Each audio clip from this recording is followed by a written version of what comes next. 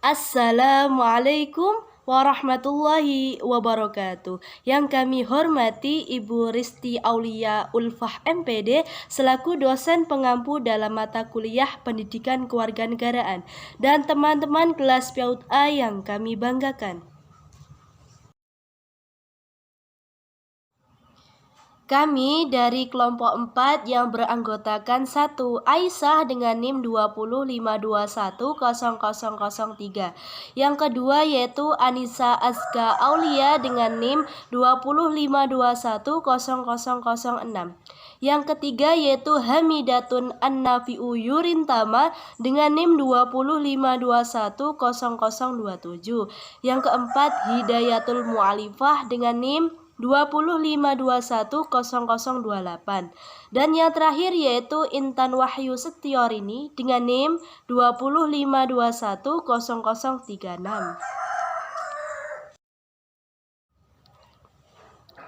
Di sini kami akan mempresentasikan materi terkait konstitusi negara.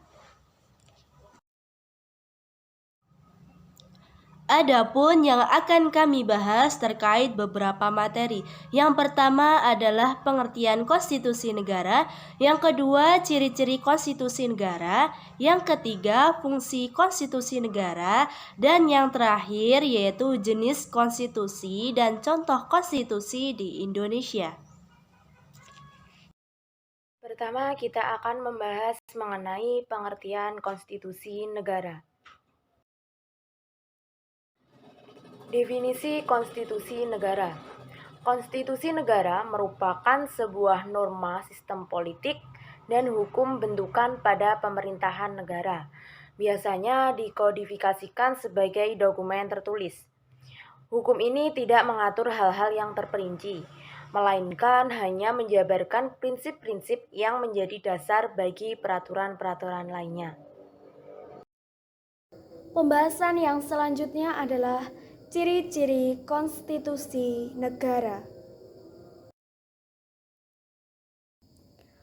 Berikut ciri-ciri konstitusi negara dalam seluruh dunia. Yang pertama, adanya jaminan terhadap hak asasi manusia. Hak asasi manusia adalah hak dasar yang dimiliki setiap orang sejak lahir. Yang kedua, adanya bentuk negara dan tata cara atau asas demokrasi Pancasila yang berlaku. Yang ketiga, adanya susunan ketatanegaraan lengkap mulai dari ketatanegaraan pusat dan daerah serta fungsi, tugas, dan peranannya masing-masing. Keempat, adanya lembaga-lembaga negara dan pembagian kekuasaan. Lembaga-lembaga ini biasanya terbagi menjadi kekuasaan legislatif, eksekutif, dan yudikatif. Kelima, adanya pernyataan tentang perubahan konstitusi. Jadi, dalam perkembangannya, konstitusi yang dibuat ketika sebuah negara berdiri tidak selalu sesuai dengan perkembangan zaman. Maka dari itu, setiap konstitusi bisa diamandemen, di mana aturan dan tata cara amandemen terdapat pula dalam konstitusi. Begitu juga aturan tentang hal-hal yang tidak bisa diubah ketika amandemen dilakukan. 3. Fungsi-fungsi konstitusi negara.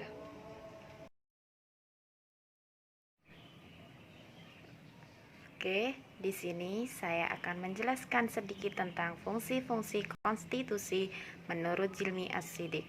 Fungsi konstitusi antara lain: 1. Sebagai fungsi penentu dan pembatas kekuasaan organ negara. 2. Sebagai pengatur hubungan kekuasaan antar organ negara. 3. Sebagai pengatur hubungan kekuasaan antar organ negara dengan warga negara. 4. Sebagai pemberi atau sumber legitimasi terhadap kekuasaan negara. ataupun kegiatan penyelenggaraan kekuasaan negara. 5. Sebagai penyalur atau pengalih kewenangan dari sumber kekuasaan yang asli kepada organ negara. 6. Sebagai fungsi simbolik sebagai pemersatu, sebagai rujukan identitas dan keagungan kebangsaan, serta sebagai center of ceremony. 7. Fungsinya sebagai sarana pengendalian masyarakat, baik dalam arti sempit hanya di bidang politik maupun dalam arti luas yang mencakup bidang sosial dan ekonomi. 8. Fungsi sebagai sarana perekayasa dan pembaruan masyarakat. Baik, pembahasan selanjutnya mengenai jenis konstitusi dan contoh konstitusi yang ada di Indonesia.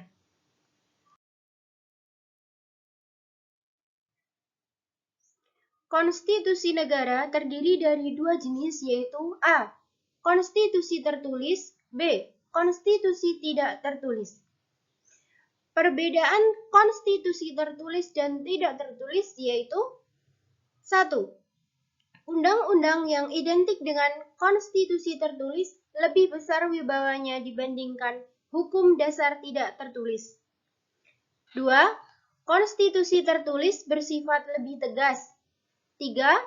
Konstitusi tidak tertulis disusun atau tidak adalah sebuah kebiasaan negara, sedangkan konstitusi tertulis disusun secara resmi oleh pendiri negara, berdasarkan nilai-nilai masyarakatnya, bukan hanya sebuah kebiasaan.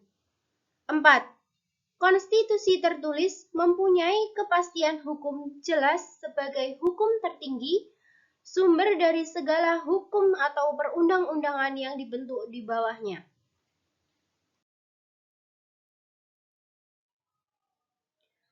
Contoh hukum dasar tertulis di Indonesia, seperti Undang-Undang Dasar 1945, Undang-Undang Dasar RIS, Undang-Undang Dasar Sementara, dan Undang-Undang Dasar 1945 hasil amandemen. Serta contoh hukum dasar negara tidak tertulis di Indonesia antara lain 1. Musyawarah untuk mufakat. 2. Pidato kenegaraan presiden. 3. Pidato presiden awal tahun.